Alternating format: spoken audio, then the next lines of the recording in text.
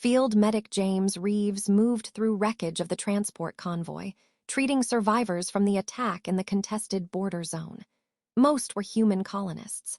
A few were alien travelers. He found her in the wreckage of a transport pod, a Valeran woman, badly injured, half buried in debris. The Valerans were distinctive, pointed ears, luminescent markings along their skin that shifted with emotion, elegant features. They were also politically complicated. The Valeran Dominion maintained an often adversarial relationship with human expansion into their territories. But James didn't think about politics when he saw her trapped and bleeding. He thought about triage. She was alive, conscious, and in immediate danger from shrapnel embedded near her shoulder and burns across her left side. He carefully extracted her from debris, hands steady despite chaos around them. As he began treating her wounds, cleaning burns, stabilizing the shrapnel, administering pain medication, she watched him with those distinctive large eyes, her luminescent markings flickering between colors he'd learned to associate with pain, fear, and confusion. "You're helping me," she said in accented but clear standard. "Why?" James didn't pause in his work. "Because you're injured and I'm a medic, that's reason enough. I'm Valeran. Your people and mine aren't exactly allies. My oath doesn't have a species restriction. Hold still, this is going to hurt." He began removing the shrapnel. She gasped but didn't scream, control that spoke of training or previous experience with serious injury. As he bandaged the wound and began treating burns, she spoke again, markings now showing wariness. "You don't know who I am, human." James glanced at her briefly, before returning to work. "I know you're someone who needs medical attention. That's all I need to know right now. That might be a mistake. Knowing who I am could change whether you choose to help me. Well, you can tell me after I finish treating you. Priority 1 is keeping you from bleeding out. Your identity is somewhere around priority 15. Despite pain, something like a smile crossed her face. You're either very compassionate or very foolish. Probably both. James finished with the burns, checked vitals. "Can you move your legs?" She tested them carefully. "Yes, nothing seems broken." "Good, you're lucky." He helped her sit up. "What's your name?" She hesitated. "Kira." "I'm James. We have a field hospital 3 kilometers from here. I can stabilize you for transport, but you need more comprehensive treatment. Are you willing to come with us? To a human military medical facility." "That seems unwise for someone of my background." "Your background being Valeran." Among other things. Her markings flickered, wariness mixed with calculation. "James, the compassionate medic, you're taking a risk by helping me. A bigger risk than you realize. I take risks every time I step onto a battlefield. This doesn't feel particularly different." But even as he said it, James noticed something. The quality of her clothing beneath damage, the way she carried herself despite injury. She wasn't a random civilian. Before he could pursue the thought, his communication unit crackled. His commanding officer was calling for status updates. "I need to report in. Will you let me transport you to our medical facility?" Kira studied him, then nodded slowly. "Yes, but James, when you discover who I am, and you will discover it, remember that I gave you the chance to walk away before you knew." The transport took 2 hours, through difficult terrain. James stayed with Kira, monitoring her condition, adjusting pain medication. During transport, they talked. Kira asked about his work. James explained he joined Medical Corps because he wanted to help people, somehow ended up in one of the most violent regions because somebody has to patch up people who get caught in crossfire of territorial disputes. "You sound disillusioned," Kira observed. "I sound realistic. Politicians make decisions about territory. Civilians and soldiers pay the price. I just try to minimize that price." A pragmatic idealist. Interesting combination. When they reached the field hospital, medical staff was professional, but clearly surprised by his Valeran patient. One senior nurse pulled him aside. "Are you sure about bringing her here?" "She's a civilian injured in an attack on a transport convoy. We treat wounded civilians. That's our job." He returned to Kira, who was being prepped for comprehensive care. Before they took her to surgery, she caught his hand. "James, thank you, for not asking questions first, for just helping. That's my job. It's more than that. You chose to see a person in need rather than a potential complication. That's rare. Her markings shifted to warmth. When they tell you who I am, and they will, once they run my biometrics, try to remember that I'm still the person you helped, whatever my identity means politically. James felt a chill. Kira, what exactly are you not telling me? Everything that matters, apparently. She managed a pained smile. But I genuinely am grateful, and I hope my identity doesn't destroy whatever good opinion you've formed of me.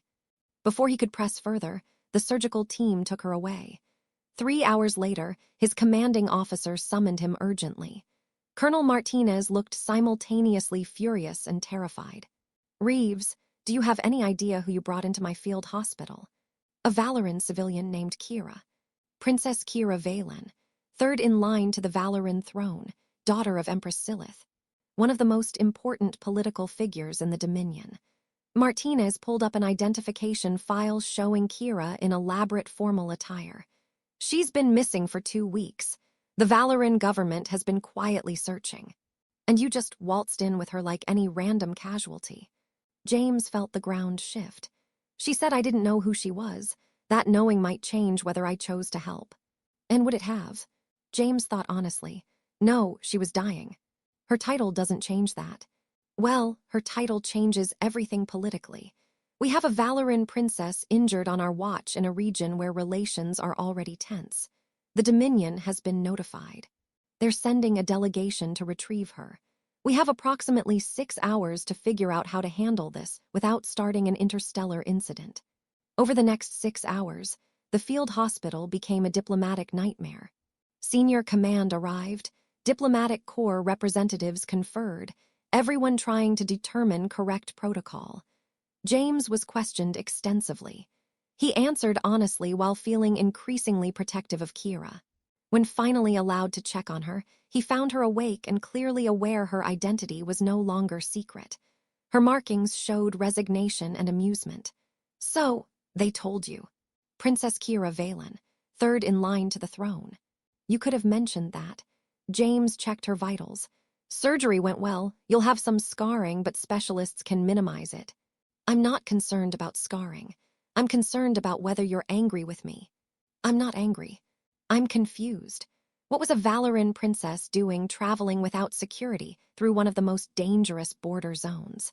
Kira was quiet, trying to see reality instead of reports. My mother makes decisions about territorial disputes based on information filtered through multiple layers. I wanted to see the border zones myself, understand what's actually happening. So you snuck away and took a civilian transport into a war zone. When you phrase it that way, it sounds foolish. It was foolish. You could have died. I nearly did, and you saved me despite not knowing who I was. That's precisely what I needed to understand. She tried to sit up, accepted his help. James, in the next few hours, a Valeran delegation will arrive. Before that happens, I need you to understand something. What? Your action, helping me without knowing my identity, treating me as a person rather than as a political piece. That matters. It's evidence that despite all the tensions, humans and Valerans can see each other as individuals worthy of compassion. Her markings shifted to intense focus. I'm going to remember this, and I'm going to use it.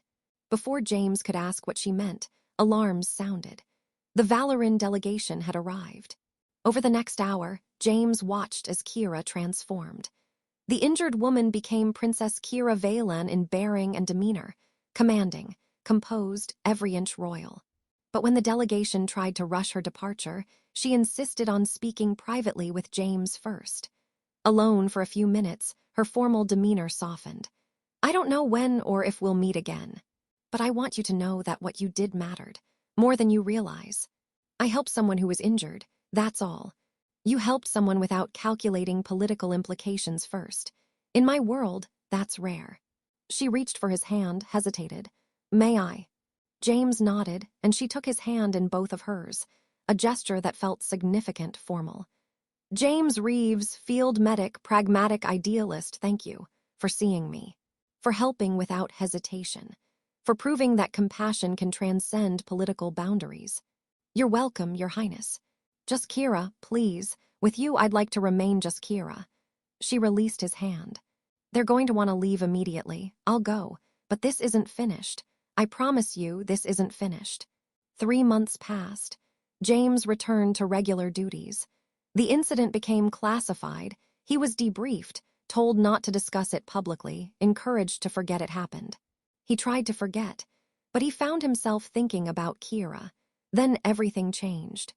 The Valeran Dominion proposed unprecedented peace talks, comprehensive discussions about establishing permanent peaceful relations.